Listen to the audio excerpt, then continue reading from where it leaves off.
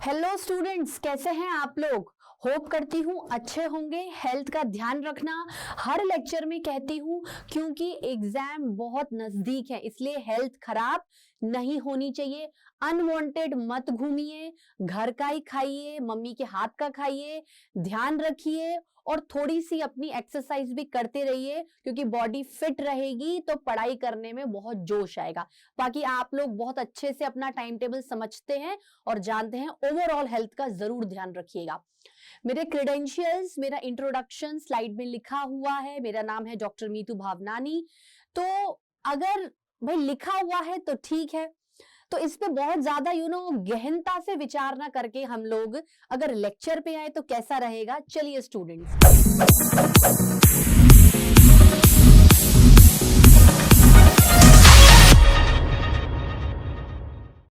हम लोग देख रहे हैं अपना 20 डेज प्लेज, जिसमें मैं आपको तमसा मैम के साथ बायोलॉजी के चैप्टर्स कवर करवा रही हूं। क्लास 12th बोर्ड्स को स्ट्रिक्टली फॉलो करते हुए पूरी कोशिश की गई है कि कंटेंट बहुत ही अच्छा दिया जाए, जिससे कि हर बच्चा पढ़कर बहुत अच्छे से अपने बोर्ड्स के एग्जाम्स को निकाल ले। स्टूडेंट्स, तो स्टूडेंट्स कौन सा चैप्टर चल रहा था? ठीक है, हम लोग इवोल्यूशन देख रहे थे। इवोल्यूशन का लेक्चर 1 हो चुका था, जो यूनिट है, तो मैं इवोल्यूशन वाला चैप्टर ले रही हूं। तो जो यूनिट है वो इवोल्यूशन वाली है, मतलब जो यूनिट है वो जेनेटिक्स एंड इवोल्यूशन वाली है। चैप्टर इवोल्यूशन मैं पढ़ा रही हूं। तो इवोल्यूशन में लेक्चर 1 हम लोग देख चुके थे एंड लेक्चर 2 आज हम लोग देखेंगे। ये चैप्टर आपके बहुत ही डे टू डे और प्रैक्टिकल लाइफ से जुड़ा हुआ है। कुछ कुछ बच्चों को ये बहुत बोरिंग लगता है, तो मैं ये कहूंगी कि कभी कभार गाने भी बोरिंग होते हैं, लेकिन हम उन्हें कितनी जोश से सुनकर हमेशा याद करें, तो एग्जाम में भी गाने याद आ जाते हैं। तो क्यों ना पढ़ाई को भी उतनी ही सरलता से, रिलैक्सेशन से और मस्ती से करें, क्योंकि ये पढ़ाई आगे भी नॉलेजेबल होती है। जो भी पढ़ाई होती है वो कभी भी लाइफ में वेस्ट नहीं होती है। इस बात को हमेशा याद रखिएगा स्टूडेंट, बहुत बहुत बहुत बड़ी बात है। ठीक है, चलिए नाउ ये जो इवोल्यूशन है, इस वाले में हम लोग आज जो लेक्चर 2 देख रहे हैं, तो लेक्चर 2 में आज हम लोग एविडेंसेस ऑफ इवोल्यूशन को डिस्कस करेंगे। चलिए चैप्टर को स्टार्ट करते हैं। इवोल्यूशन, अगर आप इस पिक्चर को बहुत ज्यादा ध्यान से देखें तो ये पिक्चर आपको क्या डिपिक्ट कर रहा है? ये पिक्चर हमें ये डिपिक्ट कर रहा है कि भाई ये जो ऑर्गेनिज्म है, ये जो ऑर्गेनिज्म है, ये बहुत ही पास्ट लाइफ को शो किया गया है। ये जो ऑर्गेनिज्म है ये बहुत ही पास्ट लाइफ को शो किया गया है, जहां पर he was not wearing clothes नहीं पहन रखे हैं। जो भी पत्ते वत्ते मिल रहे हैं उनको नेचर के, वो पहन रखे हैं जो उन्हें मिल रहा है। तो कहीं ना कहीं हम थोड़ा जो कॉन्सेप्ट हम लोग पुराने टाइम से पढ़ते आ रहे हैं, क्या मैं इसे सर्वाइवल ऑफ फिटेस्ट कह सकती हूँ? अगर थोड़ा सा हिंट दे दूं मैं इसके बारे में, सर्वाइवल ऑफ फिटेस्ट, यहाँ पर आपको एक पूरा फॉरेस्ट का एक डिपिक्शन दिख रहा है, एक पिक्चराइजेशन दिख रहा है, और ये आदमी यहाँ बैठा हुआ है और कोशिश कर रहा है कि वो पत्थर को रगड़ रहा है। पत्थर को रगड़ने से क्या हो सकता है? जब भी हम दो चीजों को रगड़ते हैं तो फ्रिक्शन होता है, थोड़ा फिजिक्स का भी कॉन्सेप्ट आ गया है, फ्रिक्शन होता है और फ्रिक्शन के साथ हीट जनरेट होती है। तो ये आदमी ये चाह रहा है कि भाई मैं खाना बनाऊं, क्योंकि सर्वाइवल के लिए खाना खाना बहुत जरूरी है। सर्वाइवल के लिए खाना खाना बहुत जरूरी है। तो खाना खाने के लिए आग जलाना बहुत जरूरी है। खाने को पकाओगे कैसे? हर खाना रॉ फॉर्म में नहीं खाया जा सकता है, उसको सेमी कुक तो करना ही पड़ेगा। तो कंटिन्यूअसली पत्थरों को रगड़ा जा रहा है जिससे कि हीट जनरेट हो, ठीक है, और फायर जनरेट हो जिससे कि खाना बन सके। तो ये आदमी उस समय पर बहुत स्ट्रगल कर रहा है इन चीजों को लेकर, क्योंकि चीजें डेवलप्ड नहीं थी, चीजें उतनी तरीके से विकसित नहीं थी जितना आज हमारे पास है, क्योंकि हम एक हाईली इवोल्यूटेड इन्वायरमेंट में हैं स्टूडेंट्स। ठीक है, चलिए तो देखिए पहले क्या है पास्ट में। अगर मैं कहूं सिंपल भाषा में लिखेंगे, क्यों ना लिखे हम बोर्ड्स में सिंपल भाषा, ठीक है। नो गैस तो नो फायर, ठीक है। डिफिकल्टी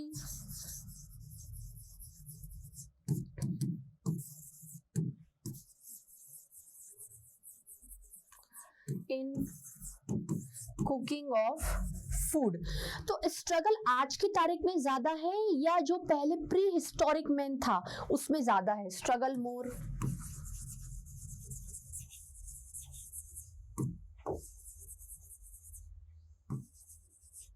एंड डिफिकल्टीज मोर। ठीक है, तो इस चैप्टर में मतलब इस लेक्चर में हम लोग क्या देखने वाले हैं? इस लेक्चर में हम लोग ये देखने वाले हैं कि किस तरीके से चीजें इवॉल्व हुई। हमने पहले लेक्चर में ये डिस्कस किया, हमने इवोल्यूशन की डेफिनेशन को डिस्कस किया, हमने ये देखा इवोल्यूशन ऐसा होता है, इवोल्यूशन वैसा होता है। लेकिन इवोल्यूशन को प्रूव भी तो करना पड़ेगा ना। आपने कोई भी एक बहुत बड़ा स्टेटमेंट दे दिया है लेकिन आप उसको चाह कर भी प्रूफ नहीं करवा पा रहे हो, तो कैसे दुनिया समझेगी? भाई मैंने कोई भी अगर एक्सप्रेशन दिया है या मैं कोई भी बायोलॉजी का क्वेश्चन सॉल्व करवा रही हूँ आपको और मैं सॉल्यूशन नहीं दूंगी तो आप कैसे समझोगे कि ये बात बिल्कुल सही है या यही ऑप्शन बिल्कुल सही है? तो यहां पर भी यही है कि इवोल्यूशन के एविडेंसेस देना बहुत ज्यादा जरूरी था। तो सबसे पहला है पैलियोंटोलॉजिकल एविडेंसेस। ठीक है, पैलियोंटोलॉजिकल काफी हद तक फॉसिल से रिलेटेड होता है। ठीक है, morphological and anatomical evidences, biochemical evidences and evidences for evolution by natural selection. मोटा मोटा बात करें तो मॉर्फोलॉजी क्या होती है? लॉजी जिसके भी एंड में होता है ना, मतलब स्टडी करो, उसकी पढ़ाई करो, उसको समझो। स्टडी ऑफ एक्सटर्नल कैरेक्टर्स, जैसे बाल, स्किन, चेहरा, आंखें, नाक, कान, ये सब क्या मॉर्फोलॉजी जो बिल्कुल बाहर से देखने पे नजर आ रही है। और एनाटॉमी,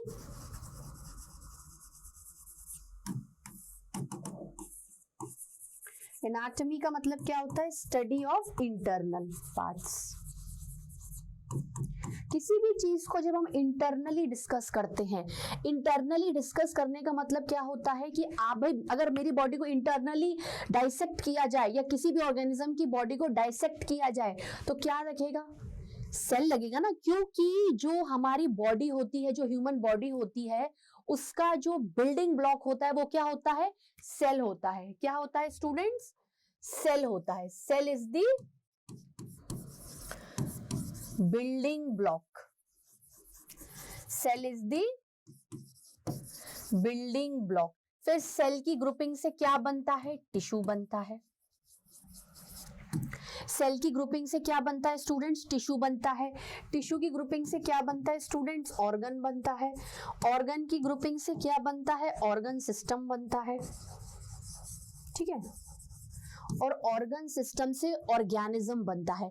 तो ऑर्गेनिज्म बहुत डेवलप्ड है, बहुत डेवलप्ड नहीं है, वो यूनिसेल्यूलर है, मल्टीसेल्यूलर है, प्रोकैरियोटिक है, यूकैरियोटिक है, सिंपलर है, कॉम्प्लेक्स है, ये बाद में डिसाइड होगा। ठीक है, मतलब डिसाइड ये सेल ही कर लेगा। सेल का भाई अगर एक सेल मौजूद है तो यूनिसेल्यूलर है, बहुत सारे सेल हैं तो मल्टी सेल्यूलर है। तो सेल एक तरीके से आपकी बॉडी की बेसिक, फंडामेंटल,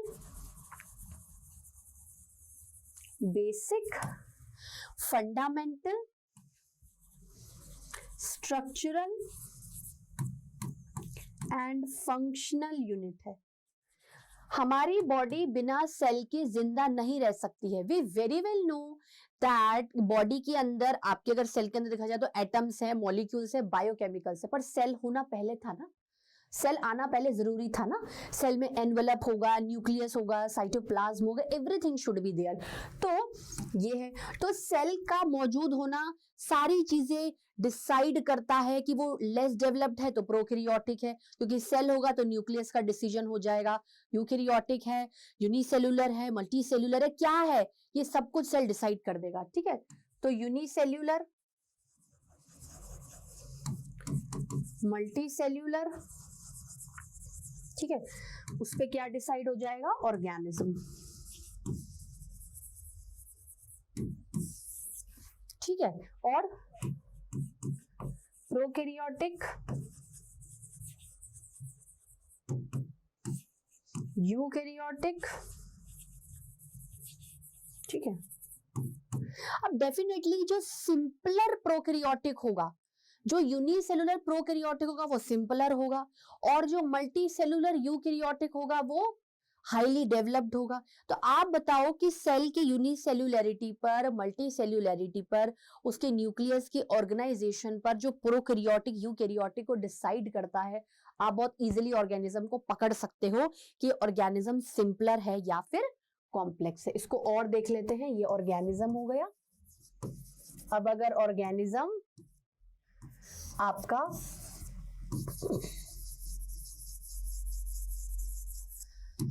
यूनिसेल्यूलर प्रोकैरियोटिक है, ठीक है, यूनिसेल्यूलर प्रोकैरियोटिक है, तो वो डेफिनेटली क्या होगा स्टूडेंट्स, सिंपलर ही होगा।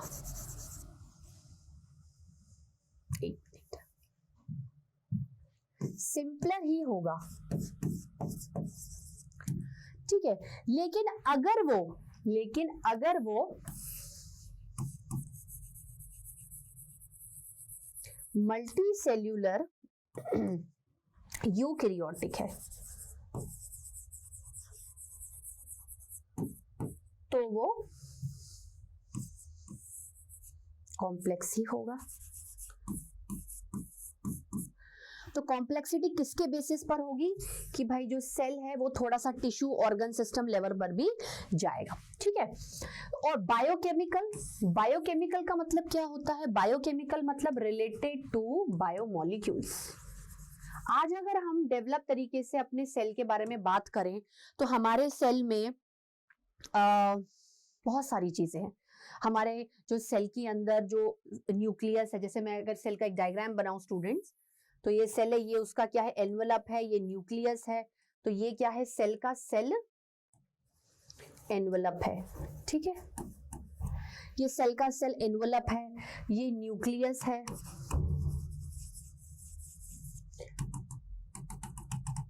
ये साइटोप्लाज्म है, ठीक है। और इसी साइटोप्लाज्म में यू हैव सेल ऑर्गेनील्स,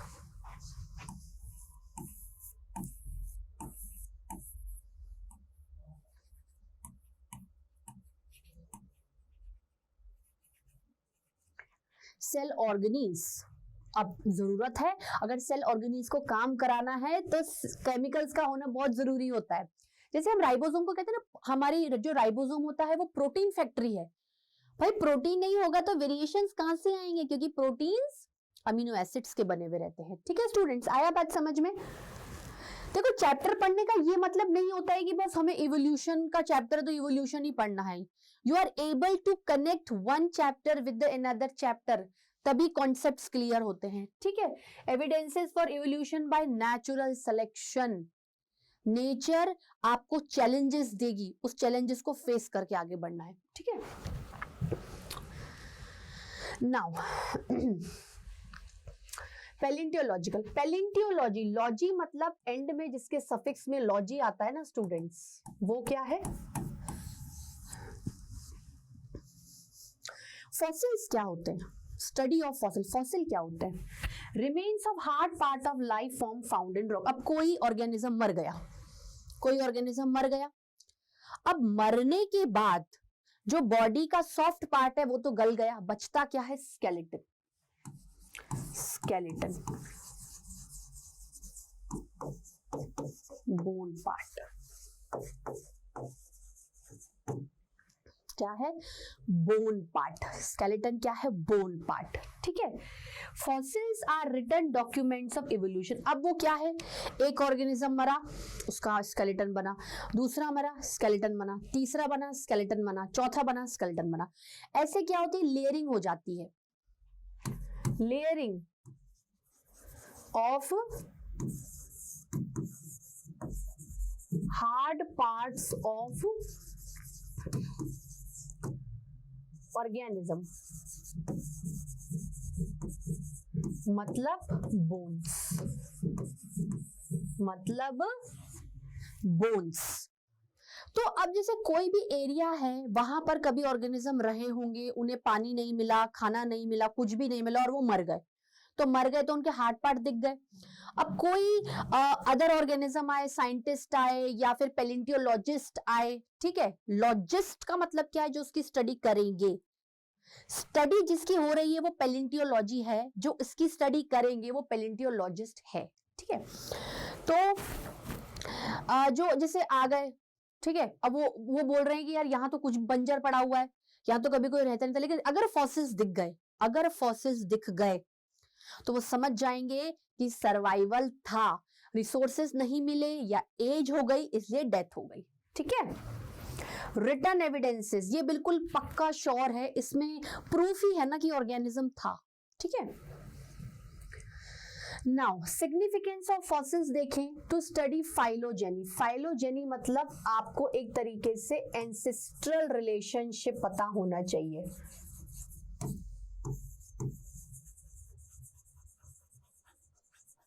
ठीक है। हॉर्स का इवोल्यूशन, अगर आप देखें इसको ध्यान से तो ये देखिए, हॉर्स की बात करें तो यहाँ पर ये एक तरीके से स्ट्रक्चर दे रखा है भाई कि ये 60 मिलियन ईयर्स है, then 40 million, then 30 million, then आपका 10 मिलियन, देन 1 मिलियन, ठीक है। तो आप ये देखेंगे कि धीरे धीरे धीरे धीरे धीरे धीरे क्या हो गया है, ग्रेजुअल चेंज हुआ है। ग्रेजुअल मतलब slow change, gradual change in anything with pace of time is called evolution. Gradual change in anything with pace of time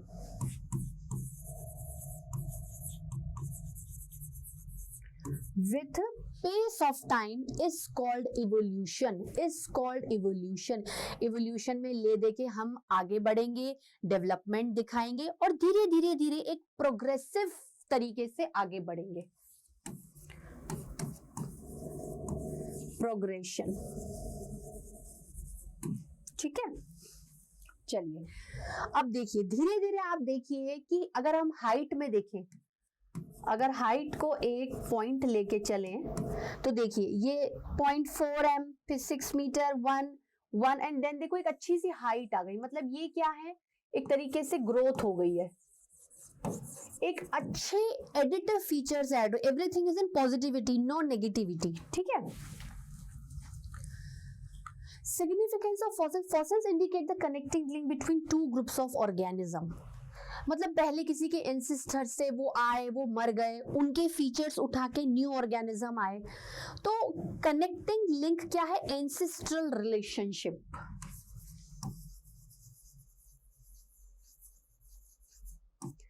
ancestral relationship, ठीक है।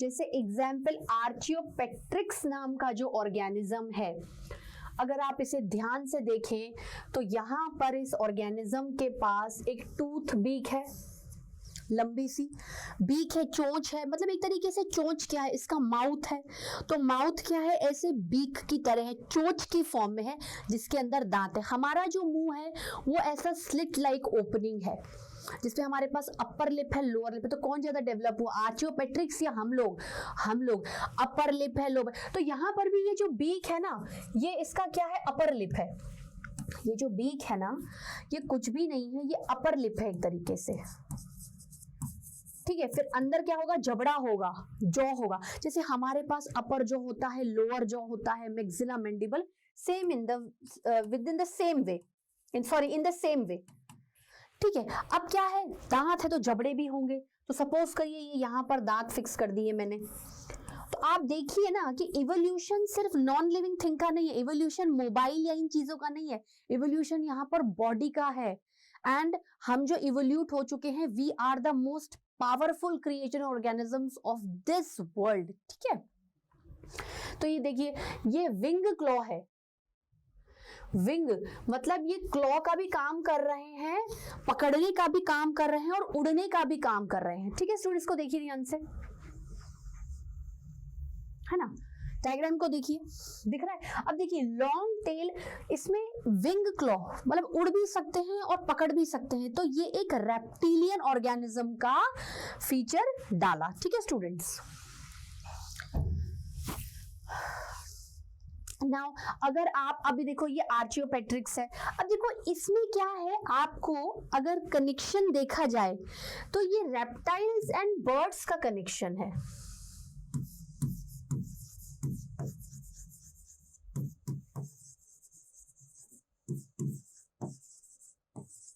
ना, रेप्टिलिया देन एप्स, है ना, क्योंकि देखो ये उड़ भी रहा है, ये इसके पास ये देखो ये क्लॉज है, विंग क्लॉज, है ना, ये टूथ है, टीथ है इसके, एक टूथ होगा, बहुत सारे टीथ होंगे। अभी मर गया तो ये देखो ये यहाँ पर बोनी फॉसिल, फॉसिल तो बोन का ही होगा ना। तो आपने रेप्टाइल्स और एप्स को एंसेस्ट्रल कनेक्शन कर दिया। Significance, they give an idea about the form and structure of extinct animal. Definitely extinct मतलब dead,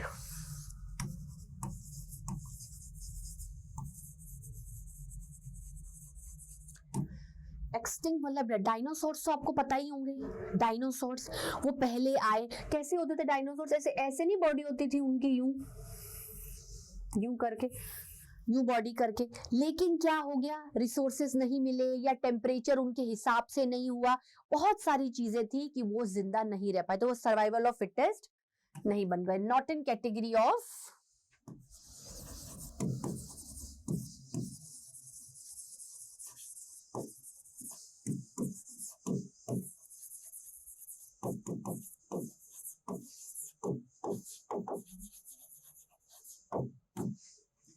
फिटेस्ट। ठीक है,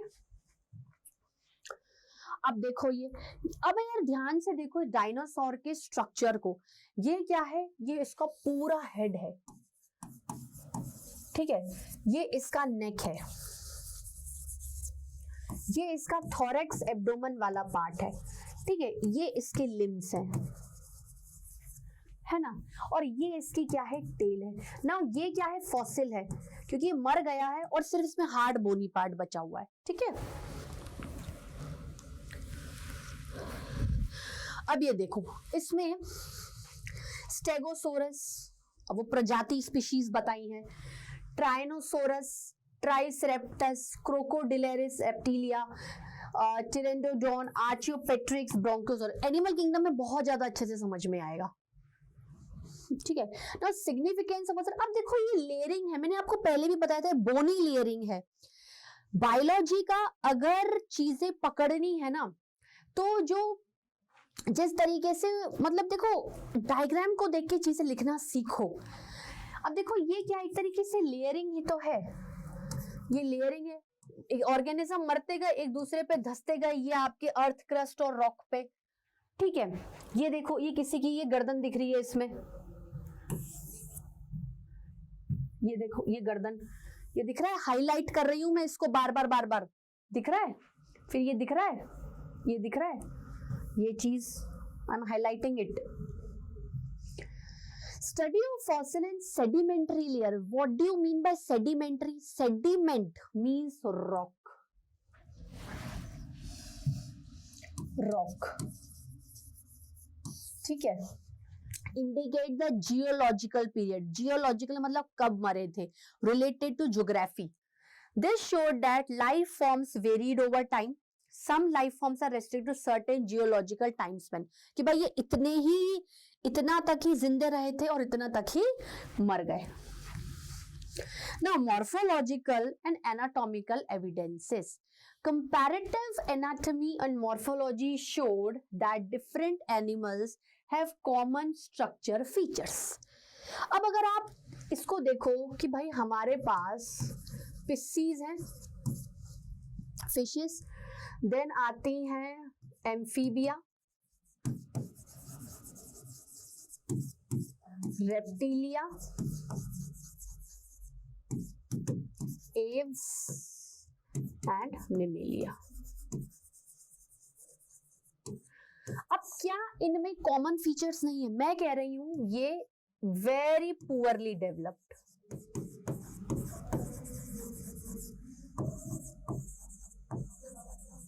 ठीक है, देन एम्फीबिया ग्रेजुअल चेंज हुआ, इवोल्यूट हो गए, मोर इवोल्यूट, फिर मोर इवोल्यूट, फिर मोर इवोल्यूट, है ना, एंड मैक्सिमम इवोल्यूट।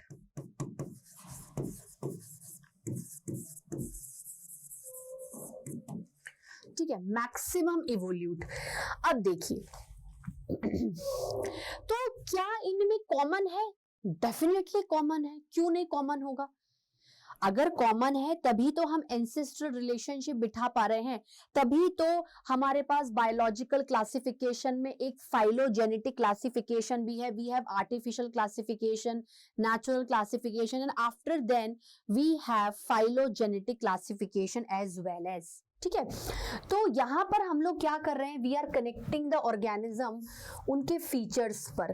और हम लोग जानते हैं कि अगर Pisces, Amphibia, Reptilia, Aves and Mammalia है तो वो ऑर्गन सिस्टम लेवल पर आ चुके हैं। वो क्या है? ऑर्गन सिस्टम लेवल पर आ चुके हैं। तो ऑर्गन्स हैं होमोलोगस ऑर्गन्स। होमो मतलब, होमो का वर्ड क्या होता है? सेम, जो सेम दिख रहे हैं।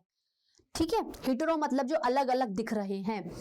The organs which are fundamentally similar in structure and origin but have different function. This phenomenon is called homology या homology। ठीक है, बर्ड्स के हाथ और मेरे हाथ हैं, ठीक है, वो क्या होंगे? चलो बताना कमेंट बॉक्स में।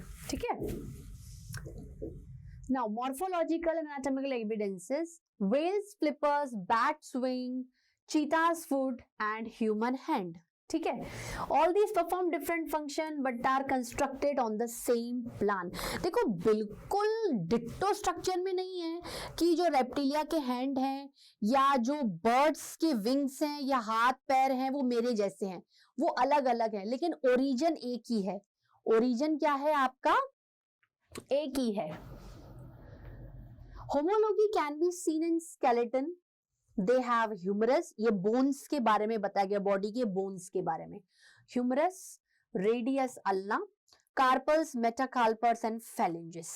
ठीक है, ये क्या पूरा hands की bone के बारे में बता दिया है। Heart, blood vessel, excretory system, मतलब ऑर्गेनिज्म इन चीजों को लेकर क्या है स्टूडेंट्स? मिल रहे हैं, उनके पास एक शेयरिंग प्रॉपर्टी है कि भाई स्ट्रक्चर तो सेम है, थोड़ा थोड़ा फंक्शन अलग अलग है। ये देखो, ध्यान से देखो, इसमें ये बैट, देन व्हेल, देन चीता, तो ये क्या है? ये इवोल्यूशन की तरफ जा रहे हैं ना। Now, morphological and anatomical evidences: homology in plants, thorns and tendrils of Bougainvillea and Cucurbita। Okay? ये भी आपके क्या है? Same structure and origin.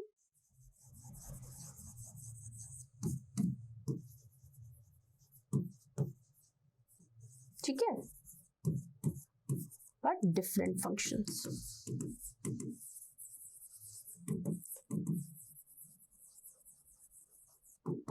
होमो मतलब एक जैसे दिखने वाले।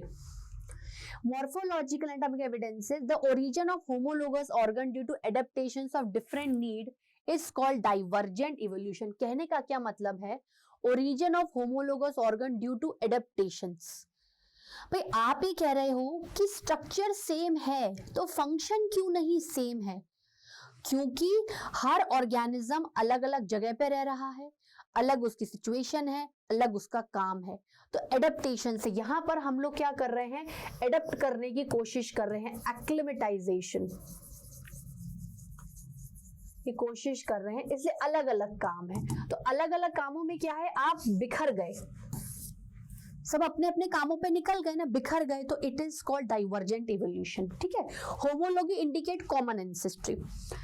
The divergent evolution is the process by which related species become less similar in order to survive in different environmental conditions. अब अलग अलग फंक्शन होंगे, अलग अलग फंक्शंस होंगे, अलग अलग डेवलपमेंट होगा, तो आप क्या कर रहे हो, दूर दूर जाते जा रहे हो एक दूसरे से। जैसे जैसे आप दूर, जैसे आप कजिन्स हो, फॉर एग्जाम्पल आप कजिन्स हो, एक कजिन की जॉब लगी बैंगलोर में, एक कजिन की जॉब लगी दिल्ली में, और एक कजिन की जॉब लगी राजस्थान में। क्या तीनों की इन्वायरमेंटल कंडीशन सेम है? नहीं है। तीनों एरिया का टेम्परेचर अलग है, तीनों एरिया का लाइफस्टाइल अलग है, तीनों एरिया का ट्रेडिशन अलग है। तो आप अलग अलग चले गए तो अलग अलग फीचर्स हो गए, अलग अलग बिहेवियर हो गया, अलग अलग फंक्शन हो गया। सो डाइवर्जेंट इवोल्यूशन, ठीक है। Analogous organ, analogous organs have similar function, ठीक है, हैविंग डिफरेंट स्ट्रक्चर। बनावट में बिल्कुल अलग है, बनावट में बिल्कुल अलग है, पर काम इनको एक ही करना है, analogy. Wings of insects formed of chitin and wings of birds modified forelimbs. Eyes of octopus, retina from skin, and mammals, retina from embryonic brain. Analogous और एनालॉगी, जैसे फ्लिपर ऑफ पेंगुइन, जिससे वो फ्लिप करेगी, water resistance को काटेगी in dolphin. Sweet potato, root modification, potato stem modification. ये क्या है, एक तरीके से वेजिटेटिव प्रोपगेशन का टॉपिक है।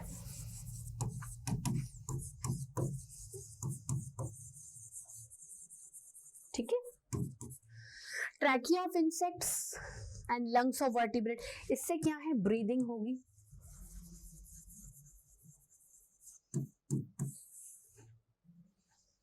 ठीक है। नाउ मॉर्फोलॉजिकल एनाटॉमिक एविडेंसेस में द ओरिजिन ऑफ, देखो होमोलोगस ऑर्गन डाइवर्जेंट इवोल्यूशन को इंडिकेट कर रहा है। तो the origin of homologous organ due to adaptation for life in similar habitat is called convergent evolution. यहां पर क्या कहा गया है कि भाई यहां पर स्ट्रक्चर एक है, यहां पर क्या, सॉरी यहां पर स्ट्रक्चर क्या है, अलग अलग है, स्ट्रक्चर अलग अलग है, लेकिन काम क्या है, एक ही है। तो अगर एक ही काम करने वाले लोग एक जगह इकट्ठे होंगे तो वो पास पास आएंगे ना, दूर दूर क्यों जाएंगे। तो not divergent, convergent. Convergent evolution is a process by which unrelated species become more similar in order to survive in similar environmental condition. तो जब homologous की condition है, मतलब same structure, तो दूर दूर भाग रहे हैं, डाइवर्जेंट। ठीक है। लेकिन जब एनालॉगस की कंडीशन है, डिफरेंट स्ट्रक्चर,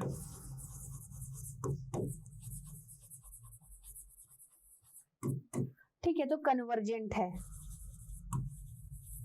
क्योंकि यहां पर वर्क एक ही है, वर्क अलग अलग। तो अलग अलग वर्क होंगे तो जहां जिसको जॉब मिलेगी वहां चला जाएगा ना, समझ आए, दूर दूर। Biochemical evidences, similarities in proteins and genes, similarities in other biomolecules and metabolism. ठीक है, मतलब यहां पर क्या है कि अगर आप अपनी बॉडी को देखें तो वी हैव डीएनए, ठीक है, डबल हेलिकल स्ट्रक्चर है, उसके अंदर नाइट्रोजनस बेसेस हैं, शुगर, पेंटोज शुगर है, बैकबोन है पूरी। ठीक है, तो यहां पर हम लोग क्या कह रहे हैं, जीन को इंडिकेट कर रहे हैं, क्योंकि डीएनए के पास जीन है, जेनेटिक मटेरियल है। ठीक है। Evidences for evolution by natural selection. Natural selection is a process by which the organism that are best suited for their environment survive and reproduce. Dinosaurs क्या फिट बैठेंगे, बिल्कुल नहीं fit बैठेंगे, बिल्कुल बिल्कुल बिल्कुल भी नहीं फिट बैठेंगे। हम लोग फिट बैठ रहे हैं, हम जी रहे हैं इतने सालों से, हम लोग हर इन्वायरमेंट में एडप्ट करें। तो कॉन्सेप्ट क्या है सक्सेस का, एडप्ट, कि जहां रहो वहां खुश होके रहो, खूब मेहनत करो, खूब तरक्की करो। ठीक है। जो ऑर्गेनिज्म रिसोर्सेस को नहीं होते हुए भी ढूंढ रहे हैं, वर्क हार्ड कर रहे हैं, वो जी रहे हैं और अपनी स्पीशीज को आगे बढ़ाने के लिए वो रिप्रोडक्शन कर रहे हैं। तो सर्वाइवल ऑफ द फिटेस्ट हो गया ना, मतलब नेचर ने उन्हें प्रॉब्लम्स दी पर वो फिर भी सेलेक्ट हुए। Evidences for evolution by natural selection, ये क्या है, थोड़ा सा ऐसे पढ़ने लायक है, इसको देख लो। In England before industrialization there were more white wing moth, मतलब यहाँ पर मौत के बारे में बताया है कि भाई पहले क्या होता था कि व्हाइट कलर के मॉथ ज्यादा थे इंग्लैंड में ऑन ट्रीज, और जो डार्कर थे वो कम हो गए। आफ्टर इंडस्ट्रियलाइजेशन इंडस्ट्रीज बहुत सारी आ गई तो डार्क वाले ज्यादा हो गए और व्हाइट वाले कम हो गए। ये देखो, ये क्या है, white winged,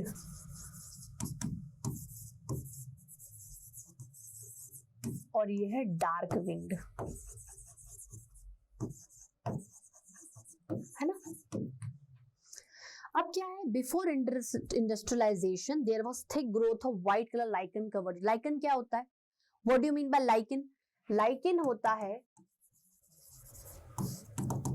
algae plus fungi का एसोसिएशन। एक तरीके से जहां पर लाइकन होता है वहां पोल्यूशन नहीं होता, ऐसा बोलते हैं। तो lichens are very good pollution indicators, ठीक है। तो in that background the white wing moth survive कर जाते हैं। ब्लैक कलर के दिख जाते थे तो उनको प्रेडेटर्स मार देते थे। अब क्या हुआ, इंडस्ट्रियलाइजेशन हो गया, भाई बहुत पोल्यूशन हो गया, बहुत पोल्यूशन के कारण लाइकन खत्म होते गए, व्हाइट वाले खत्म होते गए तो व्हाइट वाले ज्यादा दिखते गए, मरते गए, फिर डार्क वाले बढ़ गए। Tree trunk become dark due to industrial smoke and soot, no growth of lichen. ठीक है, तो लाइकन क्यों नहीं ग्रो कर रहा, क्योंकि पोल्यूशन है ना। Under this condition the white wing moth do not survive, क्योंकि वो दिख जाते थे तो मर जाते थे, तो डार्क वालों का नंबर ऑटोमेटिकली बढ़ गया। क्योंकि डार्क वाले क्या नजर नहीं आते थे ना अंधेरे में, वो डार्क दीवार पर चिपक गए तो नजर ही नहीं आएंगे, ठीक है। Figure showing white wing moth and dark wing, ये दिखा रहा है आपको, ठीक है। Unpolluted area means more lichen growth.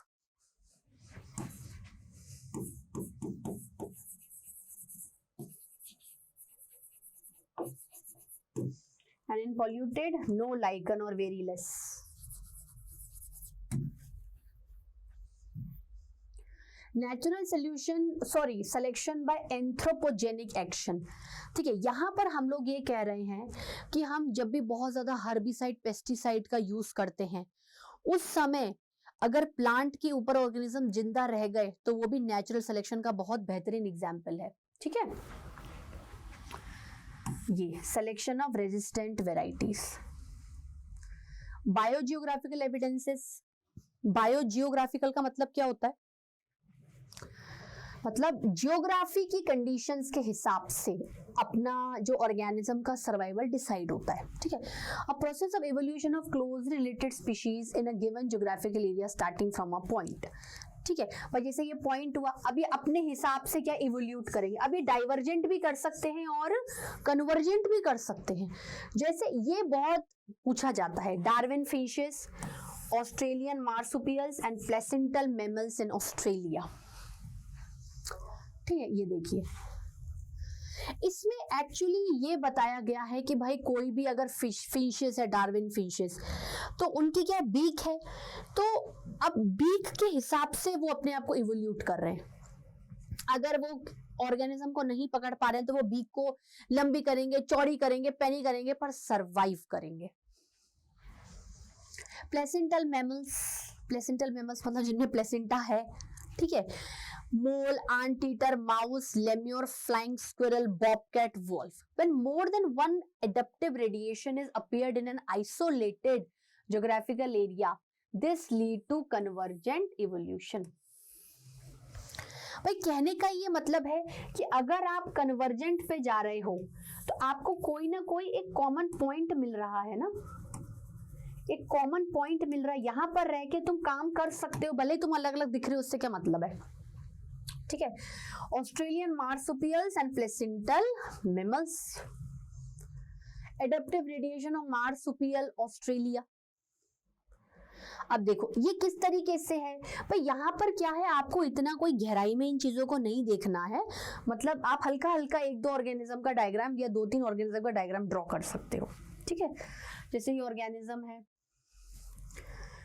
Kangaroo, marsupial rat, banded ant eater, then tiger cat, Tasmanian wolf, sugar glider, marsupial mole, koala, bandicoot. ठीक है, now placental mammals हैं ये, मोल मार्सुपियल मोल है, आंट ईटर नमबैट है, mouse marsupial mouse है, lemur spotted cuscus है, flying squirrel, flying phalangers, bobcat, Tasmanian tiger, wolf, Tasmanian wolf. ठीक है, ये एग्जाम्पल्स दे रखे हैं, देखो प्लेसेंट, आप खुद देखो यार कि इसमें आपको इवोल्यूशन नहीं नजर आ रहा कुछ भी। ये सारे इवोल्यूशन को अंडरगो करते हैं। ठीक है, मतलब इसकी बहुत गहराई में स्टडी करने की जरूरत नहीं, but diagrams depict a lot. ठीक है स्टूडेंट्स, ओहो, जहां तो chapter, if you have any doubt please do comment, बिल्कुल कमेंट करो, नहीं समझ में आ रहा तो कमेंट करो। बेस्ट 3 को उठाएंगे, बाद में सबको उठाएंगे, तो नहीं समझ में आया तो जरूर कमेंट करना। ये लेक्चर यही खत्म होता है students, thank you very much, मैं आपका दिन मंगलमयी हो, thank you very much. Lecture बिल्कुल सुने, ध्यान से सुने, कमेंट करें, और फिर इसके बाद एवोल्यूशन लेक्चर 3 में हम लोग बहुत जल्दी मिलेंगे। ठीक है students, thank you very much.